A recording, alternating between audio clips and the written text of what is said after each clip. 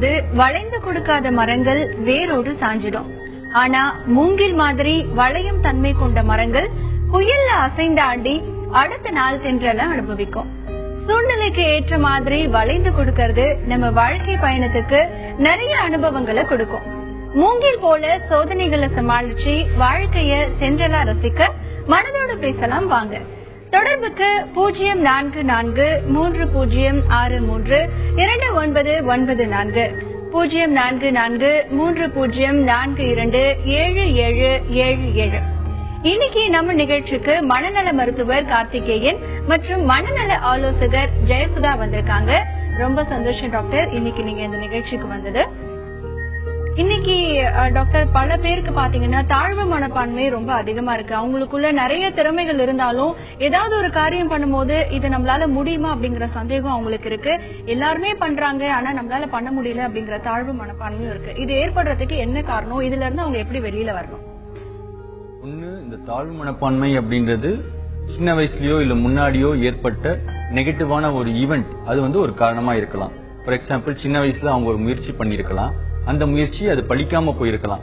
சரி, ஒரு முறை நம்ம முயற்சி பண்ணோம், மறுபடியும் முயற்சி பண்ணலாம் அப்படின்னு நினைக்காம அவங்க அதோடயே அவாய்ட் பண்ணிடுறது, பயந்து அவாய்ட் பண்ணிடுறது. இது ஒரு தாழ்வு மனப்பான்மைக்கு ஒரு காரணமா இருக்கலாம். ஏன்னா அவாய்ட் பண்ண அந்த பயம் அதிகமாகுமே தவிர குறையாது. சோ அது ஒரு காரணம். இதுல இருந்து எப்படி வெளியில வரலாம் அப்படின்னா, ஒண்ணு, அவங்க ஒரே ஒரு முயற்சியோடயோ 2 முயற்சியோடயோ நிறுத்திடாம மறுபடியும் அவங்க முயற்சி பண்ணலாம்.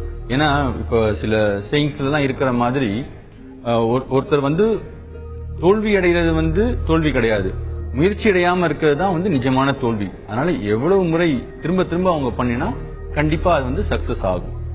ஜெயசுதா, நீங்க சொல்லுங்க. இன்னைக்கு நிறைய பெண்களுக்கு சிறிய வயதுல பாலியல் வன்கொடுமைகள் அவங்களுக்கு என்னன்னு தெரியாத வயதிலேயே நடந்திருக்கக்கூடிய வாய்ப்புகள் அதிகமாவே இருக்கு. அப்படிப்பட்ட பெண்கள் வளர்ந்து பெரியவங்க ஆகும் பொழுது சிலருக்கு திருமணம் மேல ஒரு நாட்டம் இல்லாமையே போயிடுது. ஏன்னா சிறு வயதுல அவங்களுக்கு ஏற்படுத்தப்பட்ட கொடுமைகள் எல்லாமே மனசுல ஞாபகம் ஆண்கள்னாலே அவங்களுக்கு ஒரு வெறுப்பு வந்துருது.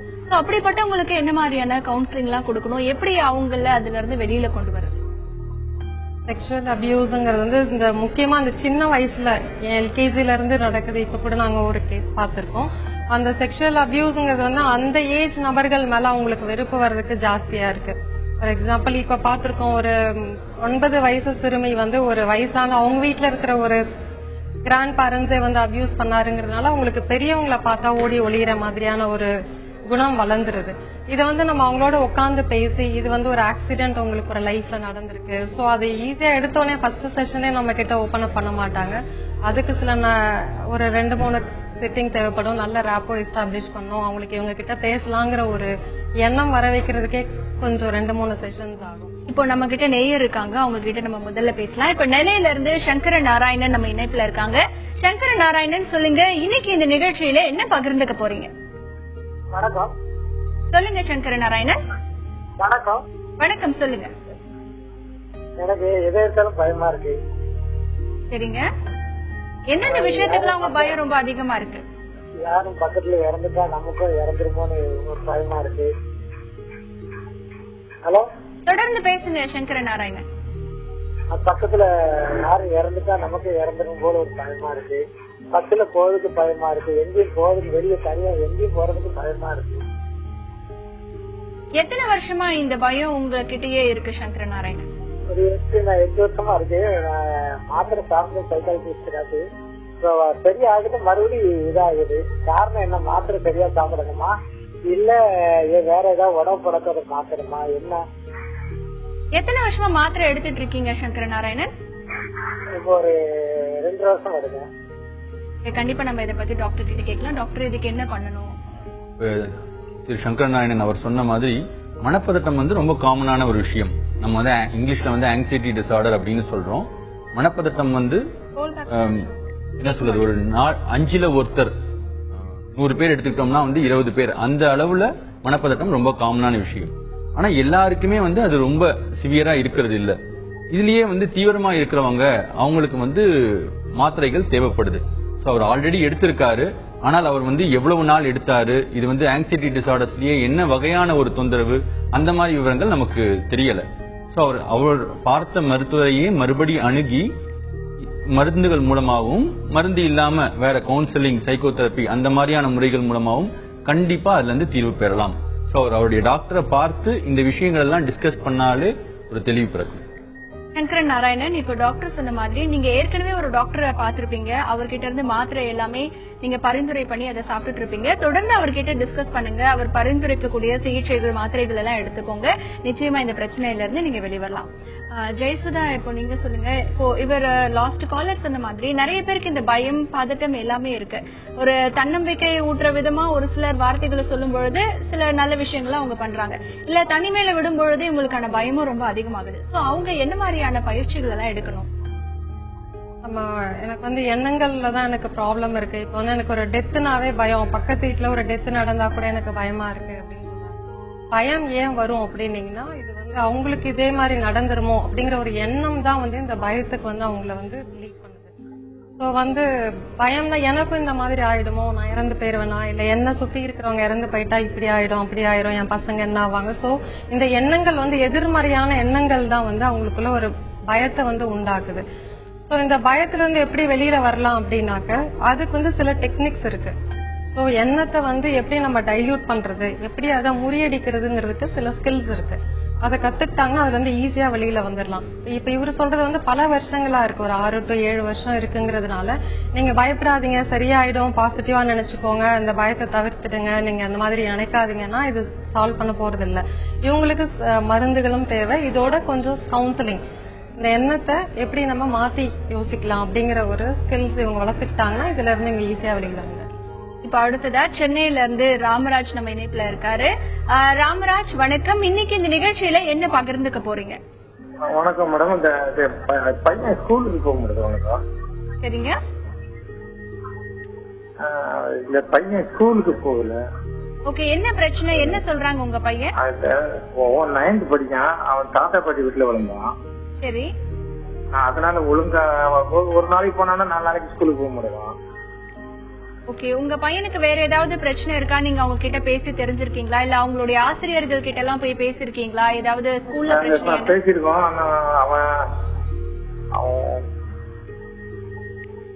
சொல்லுங்க ராமராஜ். இல்ல பேசிருக்கோம், பார்த்து எல்லாம் அவங்கள்ட்ட இப்படி வரமாட்டான்னு சொன்னா ஒழுங்கா வந்தா சீக்கிரமா போனா போயிருக்கான். ஒரு நாளைக்கு போகலன்னா தூக்கம் கம்மினா இல்லையா எனக்கு விளையாண்டாம டயர்ட்ல படுத்துருக்கான், எழுதி மாட்டான். சரி, அவர் நல்லா தூங்குறாரா? சாப்பாடு எல்லாம் நல்லா அவருக்கு குடுக்குறீங்களா? ஹெல்த்தியான ஃபுட் எல்லாம் அவர் எடுத்துக்கிறாரா? சில நாளைக்கு டிவி அதிகமா பார்த்தான், அந்த இதுல நம்ம நெட்ல கொஞ்சம் கூடுதல் விளையாடுறான். கண்டிப்பா இதை பத்தி கேட்போம். ஜெயசுதா, நீங்க சொல்லுங்க. இது நார்மலா எல்லா பசங்களும் பண்ற விஷயம் தான். ஒரு நாள் ஸ்கூல் போனா நிறைய காரணங்கள்லாம் சொல்லுவாங்க, இதுக்கு என்ன பண்ணணும்? இந்த ஸ்கூலுக்கு போறதுங்கிறது வந்து இவரு எந்த வயசுல இருந்து, இப்பதான் திடீர்னு இந்த ஸ்கூல் ரெஃப்யூசல் இருக்கா, இல்ல சின்ன வயசுல இருந்தே இவருக்கு அதுல ஒரு இது இருக்கான்னு பாக்கணும் நம்ம. இந்த ஸ்கூல் ரெஃப்யூசல் எந்த வயசுல ஏன் ஆரம்பிக்கும் அப்படின்னீங்கன்னாக்கா, இப்போ வந்து திடீர்னு ஒரு சேஞ்ச் ஆஃப் ஸ்கூல், இல்ல ஸ்கூல்ல டீச்சர் பிடிக்கல, இல்ல பியர் குரூப்ஸ் எல்லாம் வந்து என்ன ரொம்ப கிண்டல் பண்றாங்க, எனக்கு வந்து பியர் குரூப்ஸ், எனக்கு ஃப்ரெண்ட்ஸ் சரியா இல்ல எனக்கு சரியா படிக்க வரல. சோ அந்த குழந்தைக்கு என்ன ப்ராப்ளம்னால அவன் ஸ்கூலுக்கு போகலங்கிறத நம்ம அனலைஸ் பண்ணி பார்க்கணும். சப்போஸ் இப்ப வந்து எனக்கு படிப்பு ஏறல, எனக்கு அங்க இருக்கிறது எதுவுமே எனக்கு புரியல அப்படின்னா அவங்களுக்கு ஸ்கூல்ல போறதுங்கிறது ஒரு ஆர்வம் இருக்காது. சோ எனக்கு அங்க ஃப்ரெண்ட்ஸே இல்ல, என்னை வந்து ரொம்ப மட்டம் தட்டுறாங்க கிளாஸ்ல, எனக்கு கிடைக்கக்கூடிய மரியாதை எதுவுமே எனக்கு அங்க கிடைக்கல அப்படிங்கும் போது அந்த பையனுக்கு மேபி அங்க ஒரு வெறுப்பு வரலாம் ஸ்கூலுக்கு போறது. சோ இவன் ஏன் ஸ்கூலுக்கு போல, அதுக்கு என்ன காரணம் அப்படிங்கறத வந்து நம்ம ஸ்கூல்ல பேசி பார்க்கணும். அப்படி இல்ல எங்க பேரண்ட்ஸ் வந்து ரொம்ப லீனியண்டா இருக்காங்களா, சரி நீ இன்னைக்கு போலனா பரவாயில்ல விட்டுரு, சோ எந்த சைடுல ப்ராப்ளம் இருக்கு, இல்ல ஏதாவது அண்டர்லைங் சைக்கியாட்ரிக் இஷ்யூஸ் இவனுக்குள்ள இருக்கா அப்படிங்கறத நம்ம கொஞ்சம் ஒரு டெஸ்ட் பண்ணி பார்த்தா நம்ம சொல்லலாம் இவருக்கு என்ன ப்ராப்ளம் இருக்கும். ராமராஜ், இப்போ டாக்டர் சொன்ன மாதிரி உங்க பையனுக்கு என்ன பிரச்சனை அப்படிங்கறத பையன் கிட்ட ரொம்ப மனசு விட்டு பேசுங்க. அவங்க ஸ்கூல் டீச்சர்ஸ் கிட்ட போய் பேசுங்க. இந்த மாதிரி பிரச்சனைகள் இருக்கலாம், இல்ல இது எல்லா இடத்துலயுமே நல்லா இருக்கு அப்படின்னாலும் இப்ப சின்னதா ஒரு டெஸ்ட் எடுத்து கூட நீங்க பாருங்க. இந்த பிரச்சனையில இருந்து உங்க பையன் வெளியில வந்துடலாம். இப்போ அடுத்ததா தூத்துக்குடியில இருந்து கற்பகம் நம்ம இணைப்புல இருக்காங்க. கற்பகம், இன்னைக்கு இந்த நிகழ்ச்சியில என்னமா பகிர்ந்துக்க போறீங்க? Good afternoon madam. சொல்லுங்கம்மா. நான் வந்து பையன் வந்து +2 படிக்கிறேன் மேடம். +2 முடிச்சிட்டான். சரிங்கம்மா. +2 முடிச்சுட்டு காலேஜ் போயிருக்கான். சரிங்கம்மா. கவுன்சிலிங் வந்து ஒரு இது வந்தது. அவன் போனது வேற காலேஜுக்கு தான் போவேன்னு பிடிவாதம் பிடிச்சு போனான் மேடம். சரி சரி நாங்க சேர்த்துட்டோம் மேனேஜ்மெண்ட்டுக்கே. சரி இருக்கட்டும் பையன் பரவாயில்ல அப்படின்ட்டு சேர்த்துட்டோம். சரிங்கம்மா. ரொம்ப ரொம்ப மனசு கவலையில தூக்க மாத்திரை சாப்பிட்டாதான் தூக்கம் வருது. எனக்கு மேடம் எனக்கு. சரிங்கம்மா சரிங்கம்மா. அதுல இருந்து வெளியில வர முடியல என்னால. கண்டிப்பா நம்ம இத பத்தி டாக்டர் கிட்ட கேட்கலாம். டாக்டர் இது கேளுங்க. வணக்கம்மா. இப்போ நீங்க எவ்வளவு நாளா தூக்க மாத்திரைகள் சாப்பிடுறீங்க? 1 இயரா சார். 1 இயரா சார். நீங்க வந்து டாக்டரை பாத்திருக்கீங்களா இதுக்காக? மருத்துவரை, மனநல மருத்துவரை? இல்ல இதுக்காகலாம் பார்த்தது இல்ல சார். மனசு வெளியில போய் சொன்னா ஓப்பனா சொன்னா இதாகுமே அப்படிங்கறதுக்காக மனசுக்குள்ளேயே வச்சுட்டு நைட்டு தூக்கம் வராது. அதனால தூக்க மாத்திரை கண்டினியூவா 1 வருஷமா போடுறேன் சார். அது என்ன ஆகும் ஏதாகும்லாம் தெரியல. தூக்க மாத்திரை போட்டா தூங்குறேன் அவ்வளவுதான். நீங்க வந்து டாக்டருடைய பிரிஸ்கிரிப்ஷன் இல்லாம தூக்க மாத்திரை போட்டுக்கிறீங்களா? ஆமா சார். இப்ப தொடர்ச்சியா வந்து 1 வருஷமா இந்த மாதிரி தூக்கம் இல்ல, தூக்க மாத்திரைகள் தேவைப்படுது, அதுவும் டாக்டர் அணுகாம அவங்களே பாத்துக்கிறாங்க அப்படின்னா தூக்கம் மட்டுமே இவங்களுடைய பிரச்சனை கிடையாது. ஏதோ ஒரு பிரச்சனை தான். இப்ப ஃபார் எக்ஸாம்பிள் நம்ம ஜுரம் போறோம், நம்ம ஜுரத்துக்கு ஒரு மாத்திரை, ஒருவேளை ஜுரம் இருந்தா மாத்திரை போட்டுக்கலாம், 2 வேளை ஜுரம் இருந்தா மாத்திரை போட்டுக்கலாம். இதே 2 நாள் 3 நாள் இருக்குன்னா நம்ம வந்து கண்டிப்பா மருத்துவரை அணுகி அந்த ஜுரத்துக்கு காரணம் என்ன அப்படின்னு பாக்கணும். அது போலவே இவங்க சொல்லிருக்கிறது ஒரு சின்ன அறிகுறி. தூக்கமின்மை ஒரு அறிகுறி மட்டுமே.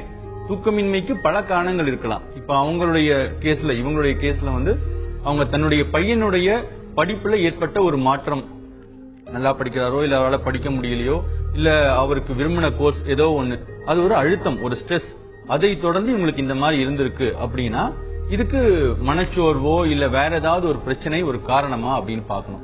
சோ இவங்க ஏற்கனவே வல்னரபிள் இண்டிவிஜுவலா, ஏற்கனவே வந்து அழுத்தங்களை தாங்க முடியாத ஒரு நிலையில இருக்க ஒரு நபரா, இப்போ ஒரு அழுத்தம் அவங்களுக்கு இந்த மாதிரி ஒரு மனச்சோர்வை உண்டாக்கிடுச்சா அப்படின்னு நம்ம தெரியப்படுத்தணும். சோ அது தெரிஞ்சுக்கணும் அப்படின்னா இட் இஸ் பெட்டர் அவங்க வந்து ஒரு டாக்டரை கண்டிப்பா, ஒரு மனநல ஆலோசகர், ஒரு மருத்துவரோ இல்லைன்னா ஒரு மனநல ஆலோசகரையோ கண்டிப்பா அவங்க பார்த்து என்ன காரணம் அப்படின்னு கண்டறிஞ்சு அதுக்கு வைத்தியம் பண்ணால் இந்த பிரச்சனை சரியாகும். கற்பகம், இப்ப டாக்டர் சொன்ன மாதிரி உங்களுக்கான தூக்கமின்மைக்கு பல காரணங்கள் இருக்கலாம். நீங்க ஒரு நல்ல மருத்துவரை போயிட்டு அணுகி உங்களுக்கான பிரச்சனையை அவர்கிட்ட சொல்லுங்க. நிச்சயமா இந்த பிரச்சனையில இருந்து நீங்க வெளிவரலாம்.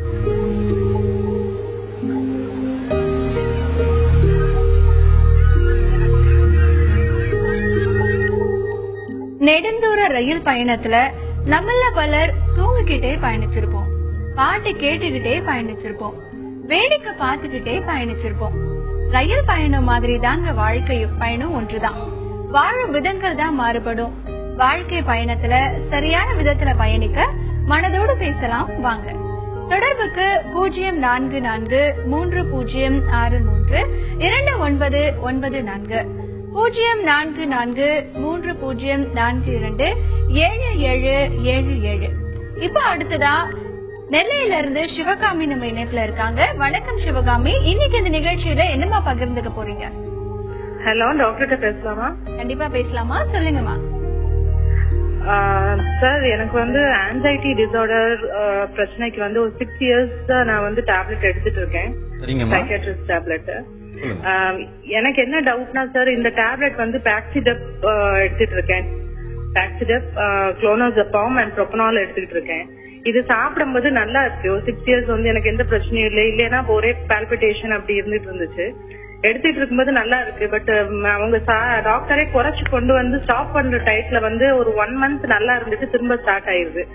இது வந்து இந்த டேப்லெட்ஸ் வந்து விடவே முடியாதா எப்படி? இப்ப நான் பாசிட்டிவா திங்க் பண்றேன், ஃபர்ஸ்ட் இருந்தோட பெட்டரா ஃபீல் பண்றேன். பட் ஆனா டேப்லெட்டை வந்து விட முடியல. அந்த டேப்லெட்ஸ் வந்து அது எதனாலன்னு கொஞ்சம் சொல்ல முடியுமா? ஒரு மெயின் காரணம் என்னன்னா, இந்த ஆங்ஸைட்டி டிசார்டர்ஸ் நீங்க சொன்னதெல்லாம் வந்து பல வருஷங்கள் இருக்கக்கூடிய தொந்தரவு. அதாவது இது வந்து இந்த தொந்தரவுகள் எல்லாம் வந்து பிபி சுகர் மாதிரி மல்டிஃபேக்டோரியல் காசேஷன் அப்படின்னு சொல்லுவோம். அது ஒரு பகுதி ஜீன்ஸ், நம்முடைய மரபணு, அது ஒரு காரணம். இன்னொரு பகுதி சூழ்நிலை, என்விரான்மெண்ட், அது ஒரு காரணம். இது ரெண்டும் கலந்த ஒரு விஷயமா இது இருக்கிறதுனால பல வருஷங்கள் இது இருக்குது. ஆனா பல வருஷங்கள் ஒரே நிலையில இருக்கிறது இல்ல. சில சமயங்கள்ல ஏற்றம் இருக்கும், அதிகமா இருக்கும் அறிகுறி, சில சமயங்கள்ல இறக்கம் இருக்கும், சில சமயத்துல வந்து சாதாரணமா இருக்கும். இந்த மாதிரி தான் இருக்கும். இப்போ ரொம்ப ஜாஸ்தியா இருக்கிற சமயத்துல கண்டிப்பா மாத்திரைகள் தேவை. அண்ட் இன்னொன்னு, மாத்திரைகள் போடும்பொழுது நல்லா இருக்கின்ற பட்சத்துல நீங்க என்ன ஒண்ணு பண்ணலாம் அப்படின்னா, டாக்டர் கிட்ட இதே ஆங்ஸைட்டி டிசார்டர்ஸ்க்கு பலவிதமான சைக்கோதெரபிஸ் இல்லைன்னா கவுன்சிலிங் அப்படின்ற டாக் தெரப்பின்னு சொல்றீங்களா, அது மருந்து இல்லாத பிஹேவியர் தெரபிஸ் அண்ட் காக்னிஷன், அது உங்களுடைய செயல்ல மாற்றங்கள், உங்களுடைய எண்ணங்கள்ல மாற்றங்கள், இந்த மாதிரி கொண்டு வர தெரபிஸ் இருக்கு. இதையெல்லாம் நீங்க இந்த பதட்டம் இல்லாத இருக்கிற சமயத்துல பயன்படுத்தீங்கன்னா உங்களால மாத்திரைகள் குறைச்சி நிறுத்துற சமயங்கள்ல கூட மாத்திரை இல்லாமயே உங்களால கோப் பண்ண முடியும். சோ அதை நீங்க செஞ்சுக்கிறது நல்லதா இருக்கும். சிவகாமி, இப்ப டாக்டர் சொன்ன மாதிரி நீங்க உங்க வீட்டு பக்கத்துல இருக்கிற மருத்துவரை அணுகி சைக்கோ தெரபி போன்ற தெரபி எல்லாம் எடுத்துக்கும் பொழுது நிச்சயமா மாத்திரை இல்லாமையும் இந்த பிரச்சனையில இருந்து நீங்க விடுபடுறதுக்கு வாய்ப்புகள் இருக்கு. இப்போ அடுத்ததா மணப்பாறையில இருந்து ஜெயக்குமார் நம்ம இணைப்புல இருக்காரு. ஜெயக்குமார், இன்னைக்கு இந்த நிகழ்ச்சியில என்ன பகிர்ந்துக்க போறீங்க? மேடம் வணக்கம். மேடம் வணக்கம் ஜெயக்குமார், சொல்லுங்க. இல்ல மேடம், பையன் வந்து ஸ்கூல் போறது கரெக்டா போறாப்ல, எந்த விஷயம் அதுல இருந்து கரெக்டா இருக்கு. சரிங்க. படிக்கிறத பத்தி நம்ம சொன்னோம்னாக்க உடனே கோவப்படுறான், கண்ணீர் மட்டும் வருது, வெளியில பேச மாட்டான், கீழே தலையை கொடுக்குறது கண்ணீரா ஊற்றுவான். அதுக்கு மீறி ஏதாவது அட்வைஸ் பண்ணோம்னா புத்தகம் தூக்கி பேசாம உட்காந்துருவான். ஆனா ஸ்கூல் கிளம்புறது போறது எல்லாமே கரெக்டா பண்ணுவான், ஹாஸ்டல்லே ஆக மாட்டான். படிக்கிறது மட்டும் ரீடிங் பண்றதுன்னு சொன்னோம்னா அதுக்கு வந்து ஒத்துழைப்பு பண்ண மாட்டேங்கிறான். ஸ்கூல்ல போய் மிஸ் எல்லாம் பார்த்து நிறைய கவுன்சிலிங் எல்லாம் கேட்டுட்டேன். அவங்க ஸ்கூல்ல மிஸ் நிறைய சொல்றாங்க, நாங்களும் சொன்னா நீங்க சொல்ற மாதிரி எல்லாத்தையும் பண்றான், என்ன பண்றதுன்னு தெரியலதான் நீங்க கவுன்சிலிங் பண்ணுங்க அவங்க அப்படிங்கிறாங்க. ஆனா எல்லாத்தோட நல்ல கிராண்டா சொல்லிப்பா, நல்லா பர்சனாலிட்டியா சொல்லிப்பா, அது பூரமே நாங்க பேசுறதெல்லாம் வாங்கி கொடுத்துருவோம். அந்த ரைட்டிங் ஒர்க்கை பூரம் பண்ணிடுவான். ரீட் பண்ணதுனா மட்டும் அவனுக்கு பிடிக்காது. நம்ம சொன்னோம்னா கோவப்பட்டு உடனே அழிய ஆரம்பிக்கிறான். கண்டிப்பா ஜெயக்குமார், இதை பத்தி நம்ம கேட்கலாம். ஜெயசுதா, இதுக்கு என்ன பண்ண? அவருக்கு வந்து ரீடிங்ல அவங்க பையனுக்கு ப்ராப்ளம் இருக்கு அப்படிதானே சொல்லுவாங்க. ஆமா, ரீடிங்ல. சோ வந்து ரைட்டிங்ல எந்த ப்ராப்ளமும் இல்ல, எழுதுறதெல்லாம் சரியா எழுதுறாரு, படிக்கிறதுனா மட்டும் அவருக்கு ப்ராப்ளம் இருக்கு, பிடிக்கல அப்படின்னு சொல்றாரு. அந்த படிக்கிறதுல வந்து இப்ப நிறைய இஷ்யூஸ் இருக்கு. இப்ப நம்ம மூளை வந்து ஸ்கேன் பார்த்தோம்னா ஸ்ட்ரக்சர்ல 3 பேருக்குமே ஒரே மாதிரி தான் இருக்கு. இப்ப நம்ம 3 பேரோட பிரெயினும் ஸ்கேன் பண்ணி பார்த்தோம்னா ஒரே மாதிரி இருக்கும். ஆனா ஃபங்க்ஷனல் டிஃபெக்ட்னு சொல்றோம். இப்ப இந்த குழந்தைங்களுக்கு இந்த கற்றலில் குறைபாடு அப்படிங்கிறது வந்து மூளையோட செயல்திறன்ல ஏதாவது ப்ராப்ளம் இருக்கலாம். அதாவது இப்ப சில பேர் வந்து நல்லா கணக்கு போடுவாங்க, சில பேர் நல்லா பேசுவாங்க, சில பேர் எழுதுவாங்க, எல்லாருக்குமே எல்லா திறனும் வராது. சோ இந்த பையனுக்கு வந்து படிக்கிறதுல மட்டும் ப்ராப்ளம் இருக்கு அப்படிங்கும்போது இவனுக்கு என்ன புரியல, ஒருவேளை வந்து சில பசங்களுக்கு வந்து இந்த டிக்டேஷன் ஸ்கில்ஸ் எல்லாம் பாத்தீங்கன்னா 8th படிப்பாங்கன்னா ஃபர்ஸ்ட் ஸ்டாண்டர்ட் குழந்தைக்கு என்ன தெரியுமோ அந்த அளவு தான் அவங்களுக்கு இருக்கும்.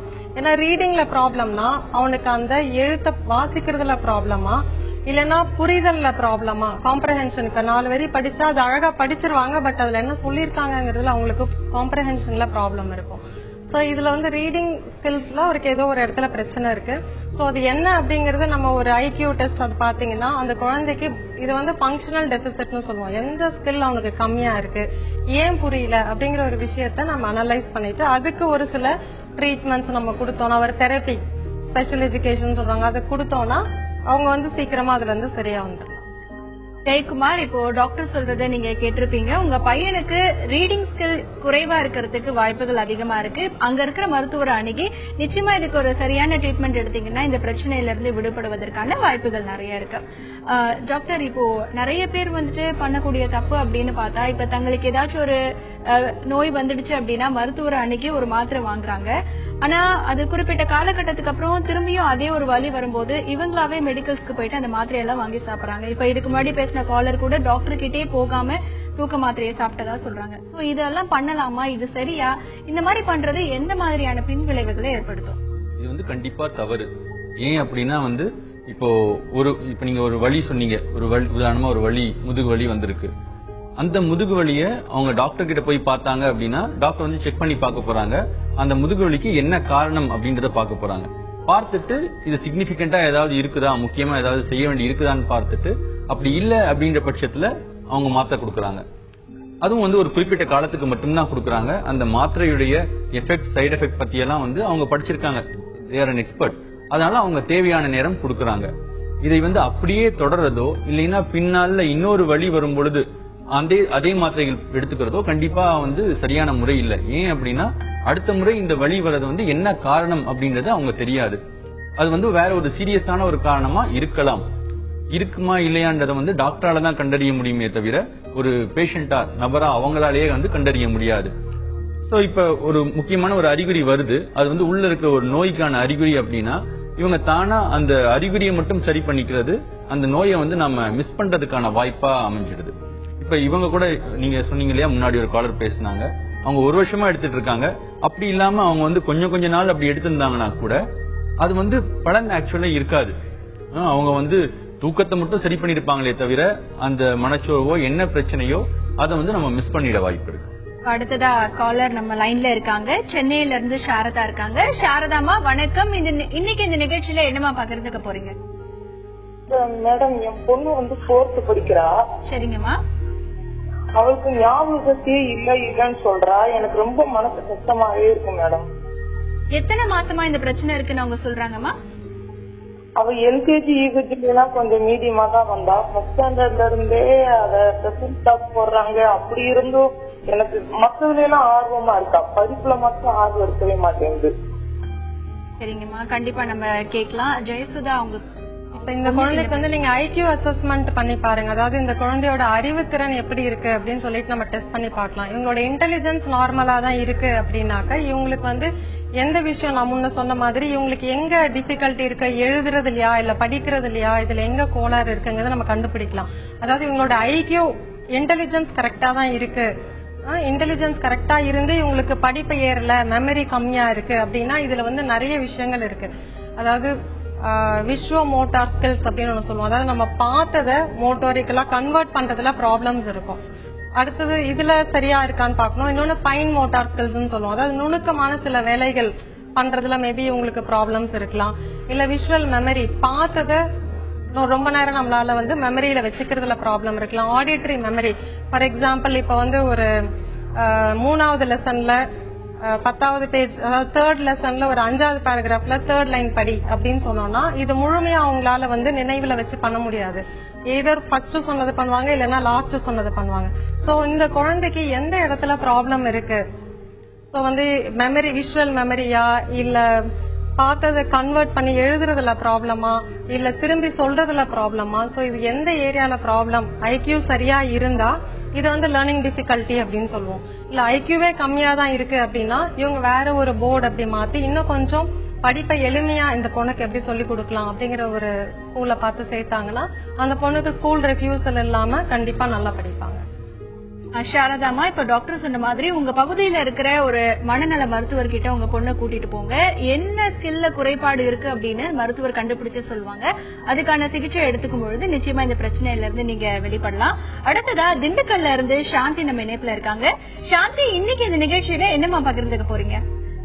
எங்க நாத்தனார் பொண்ணு இருக்காங்க மேடம். சரிங்க. அவங்க திடீர்னு இவ்வளவு நாள் நல்லா தான் இருந்தாங்க. சரிங்க. அவங்க ஹஸ்பண்ட் வந்து சென்னையில ஒர்க் பண்றான். அப்ப திடீர்னு இப்பதான் வேலை கிடைச்சது. சரிங்க. அவன் எங்க நம்மளை விட்டுட்டு தனியா இருந்துப்பானோ போயிடுவானோ அப்படின்னு சொல்லிட்டு திடீர்னு அவளுக்கு வந்து ஒரு மாதிரி மைண்ட் இதாகி என் ஹஸ்பண்ட் தான் இருக்கணும், அவன் கூட தான் இருக்கணும், அவன் கூட தான் இருக்கணும்னு சொல்லிட்டு சுத்தமா தூங்கவே இல்லை. அது நாங்க என்னென்னமோ சொல்லி பார்த்தோம், கேட்கவே இல்லை. அதுக்கு என்ன செய்யறதுன்னு உங்ககிட்ட கேட்க. இப்ப அவங்க 2 பேருமே தனியா தான் பிரிஞ்சு இருக்காங்களாமா? அவன் வீக்லி ஒன்ஸ் அவன் வருவான் வீட்டுக்கு வந்து. நான் வந்து வீடு பார்த்து நான் கூட்டிட்டு போறேன்ப்பா அப்படின்னு தான் சொல்றான். அதை வந்து அவன் நம்பவே இல்லை. எங்க இன்னொரு கல்யாணம் பண்ணிப்பானோ அப்படின்னு நம்பிக்கை இல்லாம இது பண்ணி தூக்கம் இல்லாம அப்படி ஒருத்தவங்க வர்றாங்க போறாங்க பேசுறாங்க, சத்தம் கேக்குது பாட்டு கேக்குது அப்படின்னு சொல்லி குழம்பிட்டே இருக்கிறா. ஒரு குழந்தை இருக்கு அவங்களுக்கு. எத்தனை நாளா இந்த பிரச்சனை இருக்குமா? இப்போ ஒரு 3 days தான் மேடம். ஓகே, கண்டிப்பா நம்ம கேட்கலாமா டாக்டர்? இதுக்கு இப்ப காலர் சொன்னது வந்து ஒரு குறிப்பிட்ட ஒரு பிரச்சனை, ஸ்ட்ரெஸ், அதை தொடர்ந்து ஒரு விதமான குணமாட்டம் அப்படின்னு சொல்றாங்க. இப்போ பிரிதல் அப்படின்றது வந்து ஒரு சாதாரணமான ஒரு விஷயம் தான். வேலை நிமித்தம் அவர் பிரிகிறார் அப்படின்னா கஷ்டமா இருந்தாலும் அதை வந்து அட்ஜஸ்ட் பண்ணிக்கணும்.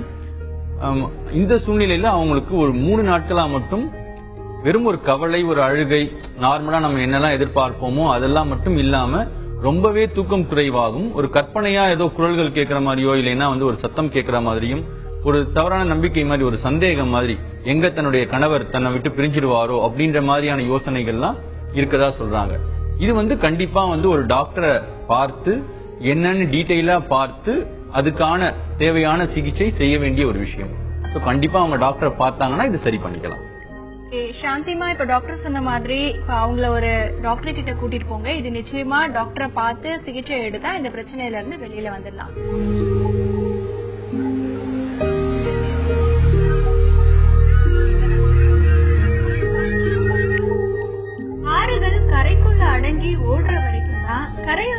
இருக்கிற வயல்களும் தோப்புகளும் பயனுள்ளதா இருக்கும். கட்டுக்கடங்காத காட்டாரா மாறினா ஆற்றில் இருக்கிற நீரும் வீணாயிடும், சுற்றி இருக்கிற விளைச்சல் நிலமும் வீணாயிடும். மனுஷனுக்கும் சுய கட்டுப்பாடு ரொம்பவே அவசியம். சுய கட்டுப்பாடு இல்லைன்னா நம்மளும் பாதிக்கப்படுவோம், நம்மள சுத்தி இருக்கிறவங்களும் பாதிக்கப்படுவாங்க. தேவையற்ற உணர்வுகளுக்குள்ள சிக்காம சுய கட்டுப்பாட்டோட வாழ மனதோடு பேசலாம் வாங்க. தொடர்புக்கு 044360632994 0443042777. இப்ப அடுத்ததா சென்னையில இருந்து ஆர்த்தி நம்ம இணைப்புல இருக்காங்க. ஆர்த்தி, இன்னைக்கு இந்த நிகழ்ச்சியில என்னமா பகிர்ந்துக்க போறீங்க? ஹலோ சொல்லுங்க. ஹலோ, என்னோட சன் வந்து MBA படிக்கிறாரு பெங்களூர்ல. சரிங்க. அவர் வந்து திடீர்னு ஒரு 6 months முன்னாடி தான் சேர்ந்தாரு. 3 monthsல இருந்து ஸ்டார்டட் கிரைங். ஒரு மாதிரி அழுதுண்டே இருக்கான் எப்பவுமே. எனக்கு என்னமோ ஆயிடுச்சு, எனக்கு ஐ ஃபீல் இன்செக்யூர் அந்த மாதிரி எல்லாம் சொல்லிட்டு இருக்காரு திடீர்னு. ஃபர்ஸ்ட் 3 months தான், அதுவும் 1 month எனக்கு தெரியவே தெரியாது. இப்போ 1 month தான் ஸ்டார்டட் டெல்லிங் மீ அது எனக்கு ஏதோ பிரச்சனை இருக்குமா, எனக்கு என்னமோ ஆயிடுச்சு, நான் என்னால படிக்க முடியல, எனக்கு கிளாஸ்ல கான்சென்ட்ரேட் பண்ண முடியல அப்படின்னு சொல்றாரு. கம்ப்ளீட்டட் இன்ஜினியரிங், இப்ப வந்து MBA சேர்த்திருக்க அவரு. 22 years ஆகுது. என்ன பண்ணலாம்னு எனக்கு தெரியல. ஐ டுக் ஹிம் டு ஒரு டாக்டர். நெக்ஸ்டோன் ஒரு டேப்லெட் கொடுத்திருக்காங்க, அது போட்டுட்டு அவருக்கு தூக்கம் வர மாட்டேங்குது. ரெஸ்டல் கொடுத்து பார்த்தேன் நான், ஒரு ஆஃப் ரெஸ்டல் 0.5ல அதுவும் கொடுத்து பார்த்தேன், அதுவும் வந்துட்டு வேலை செய்ய மாட்டேங்குது. டிவி பாப்பான் நல்லா, இப்ப டிவி பாக்குறது இல்ல, உண்மை படுத்துட்டே இருக்கிறான், எப்பவும் படுத்துட்டே அழுதுட்டு இருக்கிறான். அவனோட இது என்னன்னா ஷேர் பண்ணிக்க மாட்டான், அவனோட இது ப்ராப்ளத்தை ஷேர் பண்ணிக்க மாட்டான் ரொம்ப சீக்கிரம் யாருக்கிட்டையும்.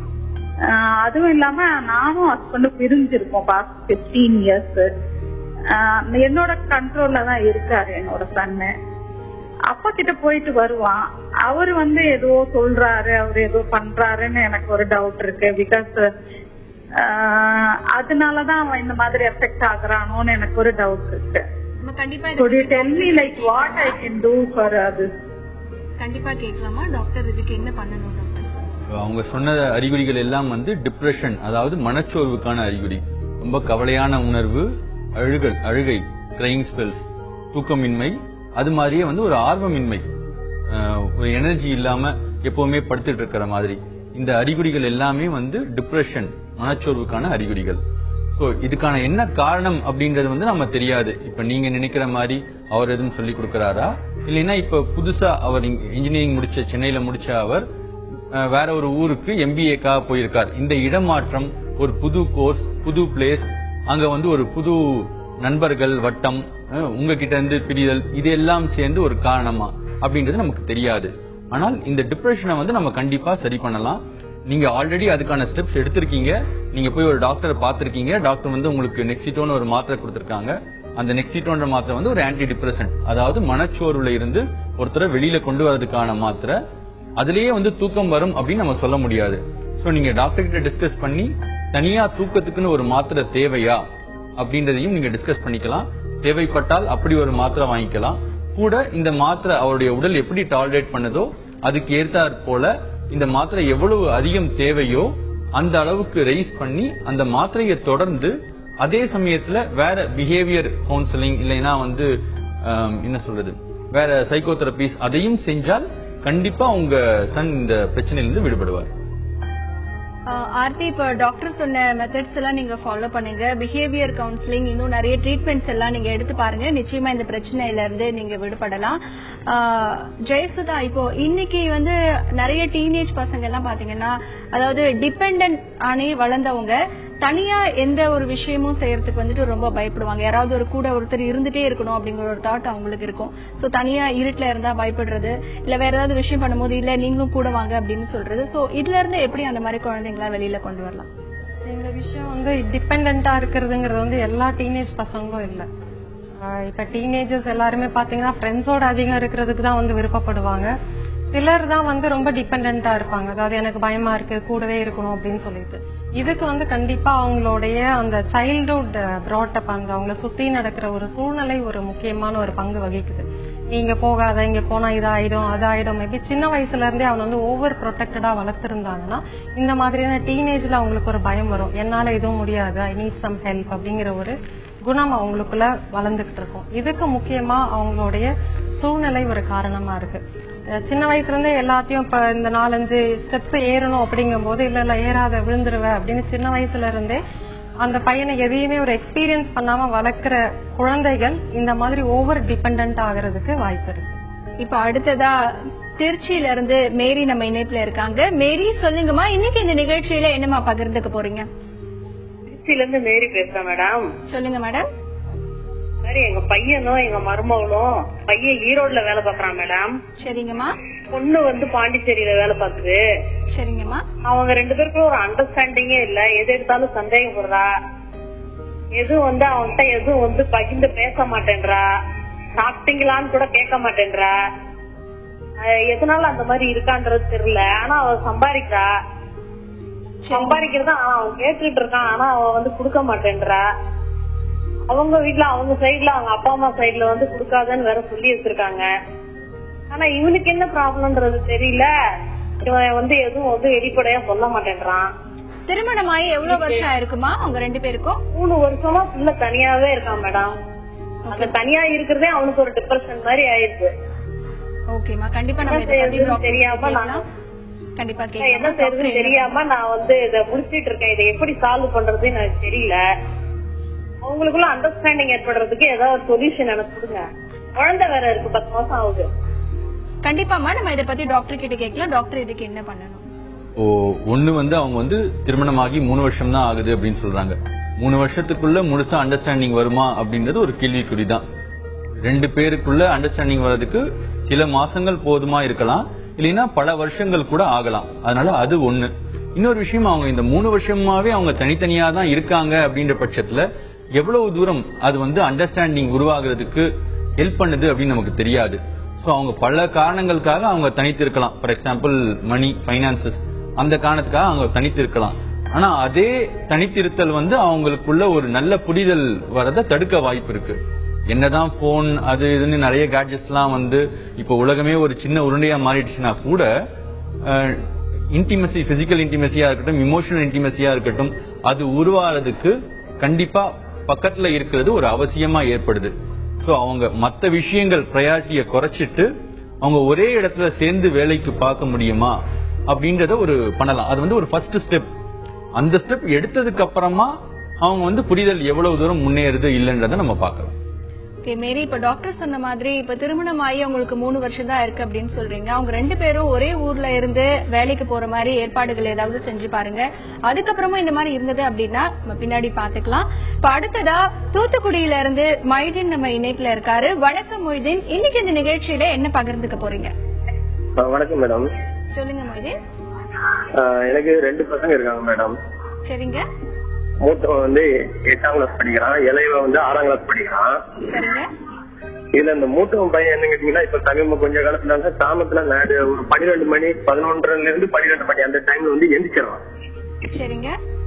திடீர்னு எந்திரிச்சு என்ன சொல்றாங்கன்னா, ஸ்கூல்ல பாடம் நடத்துறதை எடுத்துக்கிட்டு டீச்சர் எனக்கு தெரியும், தாவரங்கள் ஒளி சேர்க்கை மூலம் இனப்பெருக்கம் செய்யுதுன்னு அந்த மாதிரி ஸ்கூல் சம்பந்தப்பட்ட பாடங்களை வந்து சொல்றான்.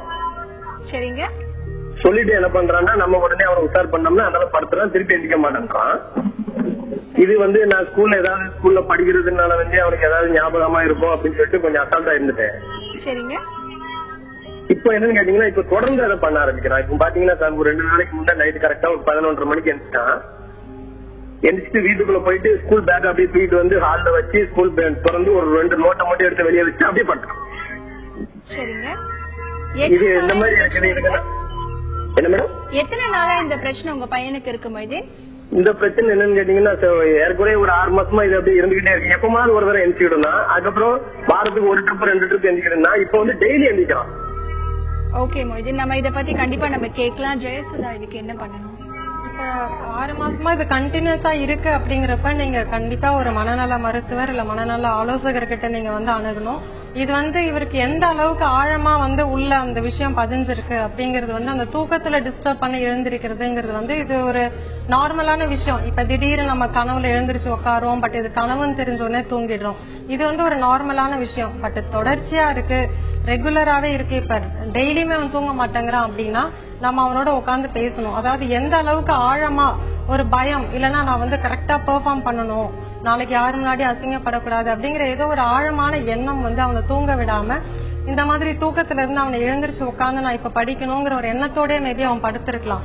சோ அவன் படுக்கிறதுக்கு முன்னாடி நீங்க உட்காந்து பேசுங்க. நீ நாளைக்கு டீச்சர் ஏதாவது திட்டுவாங்கன்னு பயப்படுறியா, என்ன ஏது அந்த மாதிரி விஷயங்கள் அவன் தூங்குறதுக்கு முன்னாடி அந்த ஸ்டடீஸ் அகாடமிக் இஷ்யூஸ் ரிலேட்டடான பேசிட்டு, படிக்கலன்னா ஒன்னும் ப்ராப்ளம் இல்ல, உன் டீச்சரோட நம்ம பேசலாம், உனக்கு எதுல பிரச்சனையா இருக்கு, இந்த டீச்சரை பார்த்தா பயப்படுறியா இல்ல இந்த சப்ஜெக்ட்னால உனக்கு பயம் இருக்கா, என்ன ஏதுங்கறத அவனோட உட்காந்து பேசுங்க. பேசிட்டு அவன் எதை நினைச்சு அதிகம் வருத்தப்படுறான் அப்படிங்கறத நீங்க புரிஞ்சுக்கிட்டு ஒரு மனநல ஆலோசகர்கிட்ட நீங்க வந்தீங்கன்னாக்க அவங்க என்ன பண்ணலாம், இந்த பையனை எப்படி கொஞ்சம் கொஞ்சமா நம்ம அதுல இருந்து வெளியில கொண்டு வரலாம், மேபி படிக்கணும், நான் அழகா பெர்ஃபார்ம் பண்ணணும், யாரு முன்னாடி அசிங்கப்படக்கூடாது, எந்த ஒரு கிரிட்டிசிசமும் அவனால தாங்க முடியாத ஒரு பர்சனா இருக்கலாங்கிறது என்னுடைய கருத்தா இருக்கு. சோ நீங்க ஒரு மனநல ஆலோசகரை பாருங்க, பார்த்து இதை கொஞ்சம் அவனோட பேசி வெளியில எடுத்துட்டோம்னா இதுல இருந்து அவன் ஈஸியா வெளியில வந்துடலாம். மொய்தீன், இப்போ உங்க பையனோட நீங்க உட்கார்ந்து பேசுங்க. அவங்களுக்கு படிக்கிறதுல ஏதாவது சிரமம் இருக்கா அப்படின்னு சொல்லிட்டு அவங்க கிட்ட மனசு விட்டு பேசுங்க. இல்ல நீ தவறா செஞ்சாலும் யாரும் எதுவும் உன்னை சொல்ல மாட்டாங்க அப்படிங்கிற நம்பிக்கையும் கொடுங்க. இல்ல இதுக்கப்புறமா தொடர்ந்தது அப்படின்னா உங்க பகுதியில் இருக்கிற மனநல ஆலோசகரை நீங்க பாருங்க.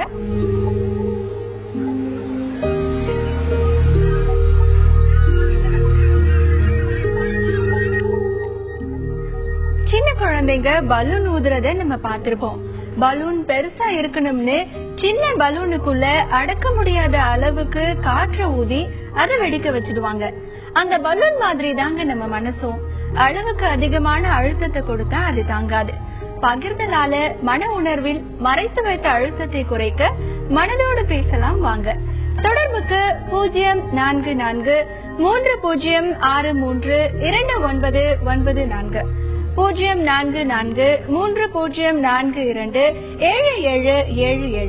இப்ப அடுத்ததா நம்ம இணைப்புல ராணி இருக்காங்க. ராணி வணக்கம். இன்னைக்கு இந்த நிகழ்ச்சியில என்னமா பகிர்ந்துக்க போறீங்க? எங்க பொண்ணுக்கு ஹலோ சொல்லுங்கம்மா. ஹலோ, நாங்க எங்க சன்னுக்கு மேரேஜ் ஆகி 1 இயர் ஆகுதுங்க. எங்க பொண்ணுக்கு மேரேஜ் ஆகி 6 மாசம் ஆகுதுங்க. சரிங்கம்மா. ஆனா எங்களுக்கு அவங்க டெய்லி பேசினாதாங்க, போன் பண்ணி பேசினாதான் நல்லா இருக்கு, இல்லாட்டா ரொம்ப டிப்ரெஷனா இருக்குங்க. அதுதான் என்ன பண்றது. ஹவுஸ் ஒய்ஃப் தாங்க நானு, ஹஸ்பண்டும் நானும் இருக்கோம். அவங்க 2 பேரும் ஒத்துக்காம ரொம்ப பாசம் வச்சிருந்தா 2 பேருக்கு மேலேயுமே. அதனால ரொம்ப டிப்ரெஷனா இருக்குங்க, தூக்கம் வர்றது இல்ல. அவங்க டெய்லி 2 டைமாவது பேசினாதான் நல்லா இருக்குங்க. அவங்களும் ஆனா அந்த அளவுக்கு பேசுறாங்க, ரொம்ப எங்களுக்கு பேசுறதுல அவங்க பிஸியா இருக்காங்க. அப்புறம் ஒருத்தர் பையன் ஊட்டி, பொண்ணு பெங்களூர். சரிங்கம்மா, கண்டிப்பா நம்ம இதை பத்தி கேட்கலாம். ஜெயசுதா, இதுக்கு என்ன பண்ணணும்? பையன் பொண்ணு 2 பேருக்கும் கல்யாணம் ஆயிடுச்சு, அவங்க பேசினாதான் உங்களுக்கு ஃப்ரீயா இருக்கு அப்படின்னு சொல்றீங்க. பட் நீங்க கொஞ்சம் புரிஞ்சுக்கோங்க, அவங்க உங்ககிட்ட அன்பு பாசம் அப்படிங்கறது உங்ககிட்ட 4-5 டைம் பேசினா மேபி உங்களுக்கு ஒரு ஹாப்பியா இருக்கலாம். பட் அந்த சைடும் என்ன இருக்கு அப்படிங்கறது நீங்க கொஞ்சம் யோசனை பண்ணி பாருங்க. அவங்களுக்கும் நியூலி மேரிட் கப்பல்ஸ், இப்போ அவங்களுடைய வேலைகள், அவங்க குழந்தை, சோ இந்த மாதிரி விஷயங்கள் இருக்கும்போது அவங்களும் அவங்கள பத்தி தான் நினைச்சிட்டே இருப்பாங்க.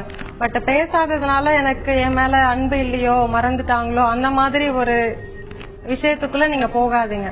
சோ அவங்க இவ்வளவு நேரம் என்ன பண்ணிட்டு இருப்பாங்க, அவங்க பிஸியா இருக்கிறதுனால அவங்களால என் கூட பேச முடியல அப்படிங்கிற ஒரு சின்ன புரிதல் தான். இதை நீங்க புரிஞ்சுக்கிட்டீங்கன்னாக்க உங்க மனசை நீங்க கண்ட்ரோல்டா வச்சுக்க முடியும். இன்னொன்னு, என்னுடைய பையன் என் பொண்ணு இவங்க 2 பேரும் பேசினாதான் என்னால சந்தோஷமா இருக்க முடியும் அப்படிங்கிற விஷயத்த நீங்க மாத்திட்டு உங்களுக்கு என்ன பிடிக்கும், வேற விதமான சந்தோஷங்கள், நீங்க இல்ல உங்க ஹஸ்பண்ட் 2 பேரும் சேர்ந்து பக்கத்துல ஒரு சில விஷயங்கள் என்ன பண்ணலாம், என்ன பிடிக்கும் அப்படிங்கிற விஷயத்த கொஞ்சம் உங்க சந்தோஷம் உங்களால எப்படி உங்களை ஹாப்பியா வச்சுக்க முடியும் அப்படிங்கிற விஷயத்த தேடினீங்கன்னா லைஃப் லாங் அது நிலைக்கும் உங்களோட. அதுக்கு அர்த்தம் அவங்க உங்களை விட்டுட்டு போயிருவாங்க, நீங்க சமாளிச்சுக்கோங்கிறது இல்ல. சோ அவங்கள ஃபுல்லா 24 hours இன்னைக்கு இன்னும் போன் வரலையேன்னு எதிர்பார்த்து உட்காராம உங்களுடைய விஷயங்கள், உங்க ஹாப்பினஸ் உங்க கையில இருக்கு. சரியா? என் பொண்ணும் என் பையனும் பேசினாதான் ஹாப்பினஸ் ஒரு இடம் பிக்ஸ் பண்ணி அங்கேயே நீங்க ஏக்கமா உட்கார்ந்துட்டு இருந்தீங்கன்னா இது உங்களுக்குள்ள இன்னும் ஒரு கவலையை தான் ஏற்படுத்தும். அந்த கவலை ஜாஸ்தியாச்சுன்னா நீங்க சொன்ன மாதிரி டிப்ரெஷனுக்கு போகணும். அப்புறம் அதுக்கு மருந்து மாத்திரைகள் எல்லாம் சாப்பிட வேண்டியது இருக்கும். இது ஒரு சின்ன விஷயத்த புரிஞ்சுக்கிட்டு உங்களால உங்களை எப்படி ஹாப்பியா வச்சுக்க முடியுங்கிற விஷயத்த நீங்க தேடுங்க. உங்களுக்கு என்ன பிடிக்கும் பிடிக்காதுங்கிறத தேடி அதுல இருந்து ஒரு ஹாப்பினஸ் எப்படி எடுத்துக்க முடியும் அப்படிங்கறத ட்ரை பண்ணுங்க. பையன் பொண்ணை பார்த்து கொடுத்தாதான் நான் சந்தோஷமா இருக்கணுங்கிற ஒரு நிலைய மாத்திக்கோங்க. ராணி, இப்போ இவங்க சொன்ன மாதிரி உங்களுடைய சந்தோஷம் அப்படிங்கறது உங்க கையில தான் இருக்கு. நிச்சயமா உங்க பையன் உங்க பொண்ணு உங்க மேல பாசம் வச்சிருப்பாங்க. ஆனா தினமும் பேசினாதான் பாசம் வச்சிருக்காங்க அப்படிங்கறது நீங்க எடுத்துக்க தேவையில்லை. இதுக்கப்புறம் உங்களுக்கு என்னென்ன பிடிச்ச விஷயமோ அதுல எல்லாம் நீங்க கான்சென்ட்ரேட் பண்ணி வைங்க. நிச்சயமா இதுல இருந்து நீங்க மீண்டு வந்துடலாம். அடுத்ததா சென்னையில இருந்து லலிதா நம்ம இணைப்புல இருக்காங்க. லலிதா, இன்னைக்கு இந்த நிகழ்ச்சியில என்னமா பகிர்ந்துக்க போறீங்க? மேடம், இந்த நிகழ்ச்சி ரொம்ப யூஸ்ஃபுல்லா இருக்கு மேடம். Thank you madam. நன்றிமா, சொல்லுங்கம்மா. மேடம், எங்க ஹஸ்பண்ட் பத்தி பேசுறேன் மேடம். சொல்லுங்கம்மா. அவர் வேற ஒரு பொண்ணோட தொடர்புல இருக்காரு மேடம். சரிங்கம்மா. அவங்களுக்கு கல்யாணம் ஆகி ஃபேமிலி எல்லாம் தனியா இருக்கு மேடம். ஆனா அவங்க ஹஸ்பண்ட் இப்போ இல்ல மேடம். சரிங்கம்மா. அவங்க கிட்ட பேசாத போவாத அப்படின்னு சொல்லி பேசலான்னு போகும்போது எனக்கு மனசுக்கு ரொம்ப பேஜரா இருக்கு. பேசவே கஷ்டமா இருக்குது. சரிங்கம்மா. ஆப்போசிட்டான பதில் ஏதாச்சும் பேசிட்டு வரும்னு ஒரு பயம் இருக்குது மேடம். அவர்கிட்ட பேசுறதுக்கு எப்படி தெரியல மேடம். எனக்கு 24 hours இதே மைண்டாவே இருக்கு மேடம். சரி, இந்த விஷயம் உங்களுக்கு எப்படி தெரிய வந்ததுமா? நைட்ல ஒரு டைம் போன் பண்ணிருந்தாங்க மேடம். சரிங்கம்மா. அவங்க நீங்க நேரடியா அவங்க கிட்ட பேசுனீங்களா? பேசல மேடம். இந்த மாதிரி எல்லாம் பண்ணாதீங்க, உங்களுக்கு தனி லைஃப் இருக்கு, என்னுடைய லைஃப் தனியா வச்சுங்க, என் ஃபேமிலி நான் பாத்துருக்கேன், உங்க ஃபேமிலி நீங்க பாத்துருக்கீங்க அப்படின்னு சொன்னேன் மேடம். அவங்க சரி நான் இன்னும் பேசலன்ற மாதிரி சொல்லிட்டாங்க தவிர, ஆனா அவங்க பேசிட்டு தான் இருக்காங்கன்னு நினைக்கிறேன் மேடம். போன் பேசுறதுக்கு வெயிட் பண்ணிட்டேன். சரிங்கம்மா, நம்ம இத பத்தி டாக்டர் கிட்ட கேட்கலாம். கண்டிப்பா பயப்படாதீங்க, நம்ம டாக்டர் கிட்ட கேட்கலாம். டாக்டர் இதுக்கு என்ன பண்ணணும்? அம்மா, நீங்க இதுல என்ன தெரிஞ்சுக்க விரும்புறீங்க? உங்க கேள்வி என்னன்னு தெரிஞ்சுக்கலாமா? அதாவது அவங்க கூட கனெக்ஷன்ல இருக்காரு, அது மறுபடியும் அந்த கண்டினியூவா அந்த கனெக்ஷன் இருப்பாரா என்னன்றது பத்தி தெரிஞ்சுக்கலாம். பேசலாம் பயமா இருந்து ஆப்போசிட்டான பதில் பேசுவாங்க. சரி சரி, அத கேட்கலாம். பேசலாமா இத பத்தி எப்படின்னு எனக்கு பயமா இருக்கு.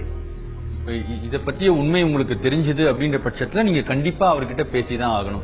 நீங்க பேசினாதான் இது உண்மை இல்ல அப்படின்றதாவது உங்களுக்கு தெரிய வாய்ப்பு இருக்கு.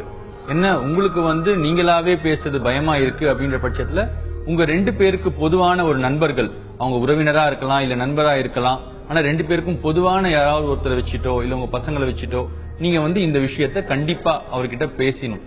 பேசினால்தான் நம்ம அடுத்த கட்டம் போக முடியும். பேசாதவரை இது உண்மை இல்லைன்ற அதுங்க இடத்துலயே நின்னுடும். சோ நீங்க பேசுங்க, பேசிட்டு அடுத்து மேற்கொண்டு என்ன பண்றது அப்படின்ற முடிவுக்கு வாங்க. லலிதா, இப்ப டாக்டர் சொன்ன மாதிரி நீங்க உங்களுக்கு நம்பக்கூடிய ஒரு பர்சனை பக்கத்துல வச்சுட்டு இத பத்தி பேசுங்க. இது உண்மையா இல்லையா அப்படிங்கிற முடிவு தெரியறதுக்கு அப்புறம் தான் இதுக்கான அடுத்த அடியை நம்ம எடுத்து வைக்க முடியும்.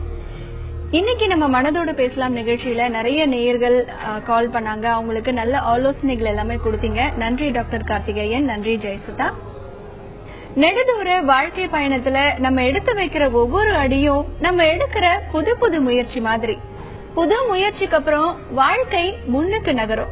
முயற்சியில வெற்றி பெற்றாலும் சரி, தோல்வி அடைந்தாலும் சரி, முயற்சி எடுக்க மட்டும் நம்ம தயங்கவே கூடாது. தயக்கங்களை தகர்த்து முயற்சிகளை முன்வைக்க தொடர்ந்து மனதோடு பேசலாம் வாங்க.